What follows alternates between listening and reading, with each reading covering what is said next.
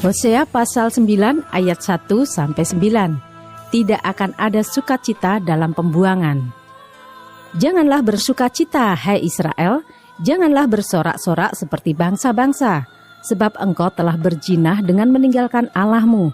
Engkau telah mencintai upah sundal di segala tempat pengirikan gandum. Tempat pengirikan gandum dan tempat pemerasan anggur tidak akan memberi mereka makan, dan anggur akan mengecewakan mereka. Mereka tidak akan tetap diam di tanah Tuhan, tetapi Efraim harus kembali ke Mesir, dan di Asyur mereka akan memakan makanan najis. Mereka tidak akan mempersembahkan korban curahan anggur kepada Tuhan, dan korban-korban sembelihan mereka tidak akan menyenangkan hatinya. Roti mereka adalah seperti roti perkabungan. Semua orang yang memakannya akan menjadi najis, sebab roti mereka adalah untuk dirinya sendiri, tidak boleh dibawa ke dalam rumah Tuhan. Apakah yang hendak kamu perbuat pada waktu pertemuan raya dan pada waktu hari raya Tuhan? Sebab walaupun mereka mengelakkan diri dari pemusnahan, Mesir akan mengumpulkan mereka, Memphis akan menguburkan mereka, rumput akan menutupi barang-barang perak mereka yang berharga, onak akan tumbuh dalam kemah-kemah mereka. Sudah datang hari-hari penghukuman, sudah datang hari-hari pembalasan. Israel akan mengalaminya. Nabi adalah seorang pandir, orang yang penuh roh adalah orang gila. Oleh karena besarnya kesalahanmu dan besarnya permusuhan, Efraim umat Allahku sedang mengintai nabi. Jerat penangkap burung ada di sepanjang jalannya. Permusuhan ada di rumah Allahnya. Busuk sangat perbuatan mereka seperti pada hari-hari Gibea. Ia akan mengingat kesalahan mereka dan akan menghukum dosa mereka.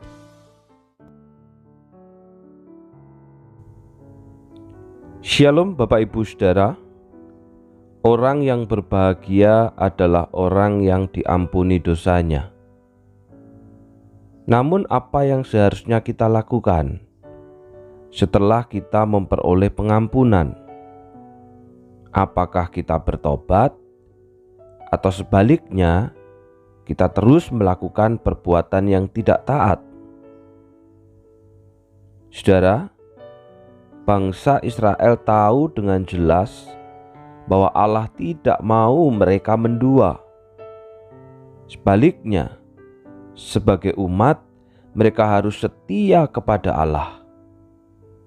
Namun demikian, saudara, Israel terus saja bermain-main dengan dosa dan mendukakan hati Allah, sama seperti seorang istri yang kedapatan berbuat zina, kemudian diampuni oleh suaminya, namun kemudian mengulang kembali kesalahan yang sama.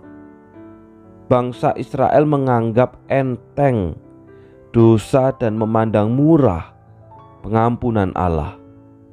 Sehingga dalam ayat yang pertama dikatakan, "Hai bangsa Israel, janganlah merayakan lagi hari-hari rayamu seperti bangsa-bangsa lain. Kamu telah meninggalkan Allahmu dan tidak setia kepadanya." Secara kasat mata, saudara, umat Tuhan memang melakukan ibadah, merayakan hari-hari raya, membawa korban persembahan, bahkan melakukan segala pekerjaan Tuhan. Namun dikatakan bahwa mereka telah meninggalkan Allah dan tidak setia kepadanya. Mengapa? Karena selanjutnya dikatakan, di tiap pengiringan gandum, kamu menjual diri sebagai pelacur kepada dewa Baal dan senang menerima gandum yang kamu anggap sebagai upah dewa itu kepadamu. Mereka memang beribadah kepada Allah, mereka memang melayani Allah, mereka memang membawa korban persembahan kepada Allah. Namun ketika mereka bekerja, mencari nafkah, melakukan usaha dan segala pekerjaannya, mereka tidak mengandalkan Allah. Sebaliknya, mengandalkan yang bukan Allah. Allah ibaratnya hanya dekorasi dalam ritual peribadahan. Namun setelah selesai menjalankan semua ritual tersebut, mereka menaruh harapan, mereka meminta pertolongan kepada yang bukan Allah. Saudara, ini yang menjadi persoalan. Lalu kemudian apa yang Allah lakukan kepada umat yang demikian? Hosea 9 ayat 17. Allahku akan membuang mereka sebab mereka tidak mendengarkan Dia. Maka mereka akan mengembara di antara bangsa-bangsa. Saudaraku, tidak ada hukuman yang paling berat selain daripada dibuang Allah, dijauhi Allah, dan ditolak Allah. Tanpa tanah, status Israel sebagai umat Allah tidaklah lengkap. Tanah perjanjian adalah tempat umat memelihara dan membina hubungan persekutuan dengan Allah dan sesamanya. Tanah perjanjian merupakan tempat umat beribadah kepada Allah. Karena itu, ketika umat beribadah kepada yang bukan Allah, maka Allah membuang mereka dari tanah perjanjian itu. Mereka tidak lagi menikmati kemakmuran, damai sejahtera, dan kekayaan tanah perjanjian. Umat bisa melakukan apapun juga, namun mereka tidak akan memperoleh damai sejahtera. Itulah akibat orang yang tidak mendengarkan Tuhan, sehingga Tuhan membuang mereka. Bagaimana dengan kita, saudara? Bagaimana respon kita terhadap kasih dan pengampunan Allah selama ini? Apakah kita menganggap enteng dosa dan memandang murah pengampunan Allah dengan terus bermain-main dengan dosa? Jika sampai hari ini Allah masih menyatakan kasih setia-Nya, maka kita harus bertobat dan tidak terus asyik hidup menikmati dosa. Masakan Allah harus menyatakan disiplin dan penghukumannya terlebih dahulu, baru kita mau bertobat? Karena itu, saudara, biarlah Allah menjadi satu-satunya yang kita andalkan dalam keluarga, dalam pekerjaan, dalam pendidikan, dan dalam masa depan anak-anak kita, dengan hidup mendengarkan dan melakukan setiap apa yang Tuhan katakan. Mari kita berdoa. Kami bersyukur Tuhan, hari ini kami kembali diingatkan agar supaya antara ritual ibadah dengan kehidupan kami ketika di rumah itu tidak bertentangan. Baik di tempat ibadah, baik di rumah, baik di tempat pekerjaan, baik di tempat pendidikan, baik di tempat usaha, kami menaruh harapan kami hanya kepada Allah saja. Oleh karena firman-Mu hari ini mengingatkan bagaimana Tuhan membuang umat-Mu karena mereka melakukan ritual ibadah, tetapi kemudian ketika di tempat kerja, di tempat usaha, ketika melangkahkan kaki keluar dari tempat ibadah, hidup mereka berbeda. Mereka tidak lagi menaruh harapan kepada Tuhan, meminta pertolongan kepada Tuhan, tetapi meminta pertolongan kepada yang bukan Tuhan. Karena tolonglah kami Bapa, supaya kami menjadikan Allah sebagai satu-satunya tempat bagi kami untuk meminta, untuk memohon, baik dalam keluarga, dalam pekerjaan, bahkan juga dalam masa depan anak-anak kami.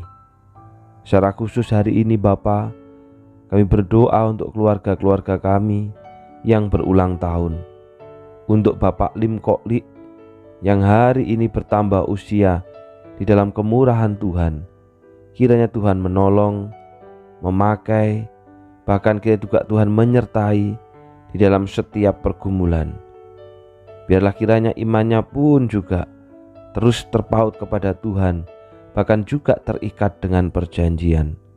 Demikian juga pergumulan dalam pekerjaan. Biarlah kiranya Bapa yang akan memberikan pertolongan bersama dengan Aijain dalam segala pergumulan rumah tangga.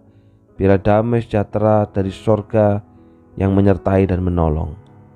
Demikian juga berdoa Tuhan untuk Juanda dan Juandi yang hari ini juga berulang tahun. Kiranya juga Tuhan menolong kedua orang muda ini di dalam pergumulan mereka masing-masing. Biarlah keduanya sama-sama terikat dengan perjanjian. Karena ketika kami terus mencari kerajaan sorga dan kebenarannya, maka segala sesuatunya akan ditambahkan kepada kami. Demikian juga untuk masa depan keduanya Bapa. Kami senantiasa percaya bahwa Tuhan telah menyediakan masa depan yang terbaik kepada mereka berdua. Bahkan dalam pergumulannya, bila Tuhan yang akan terus memberikan pertolongan dan juga memberikan kekuatan. Berdoa juga Bapa untuk Daud Kurnia Tanamas yang hari ini juga berulang tahun. Kiranya juga Tuhan terus memegang orang muda ini di dalam setiap segala usahanya, dalam rencana-rencananya, dalam setiap mimpinya. Biarlah kiranya Tuhan yang menyertai, bahkan dia pun juga terikat dengan perjanjian dengan Tuhan. Firman yang hidup itu yang menolongnya, yang menyertainya, yang menuntunnya, sehingga terus menjadi seorang muda yang takut akan Tuhan. Pakailah Tuhan di dalam pekerjaan Tuhan, dalam pelayanan, dan kiranya Tuhan yang akan menuntun, menyertainya dalam perjalanan masa depannya. Dan masa depan yang terbaik di mata Tuhan, itulah yang Tuhan sediakan baginya. Biarlah kiranya orang muda ini terus Tuhan genggam erat hidupnya untuk berpaut kepada Engkau. Demikian juga berdoa ya Bapa untuk Gracelyn Olivia Selin yang juga hari ini berulang tahun, bertambah usianya. Kiranya Tuhan menolong anak kami ini. Anak kami ini telah dididik mulai dari kecil untuk menjadi seorang anak yang takut akan Tuhan, yang setia akan perjanjian, dan takut akan kedua orang tuanya. Kiranya Tuhan yang menolong Selin di dalam pertumbuhannya.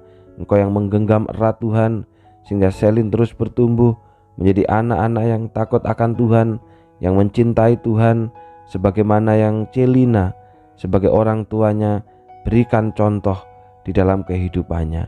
Dan hamba-Mu percaya juga Tuhan telah menyediakan masa depan yang terbaik untuk Selin. Terima kasih Bapa. Inilah segala doa dan permohonan kami. Di dalam nama Tuhan Yesus kami sudah berdoa. Amin. Selamat ulang tahun untuk Bapak Lim Kokli, untuk Juanda, Juandi, Daud Kurnia, dan Selin. Kiranya Tuhan yang menolong, menyertai, dan memberikan kekuatan di dalam setiap pergumulan. Tuhan memberkati.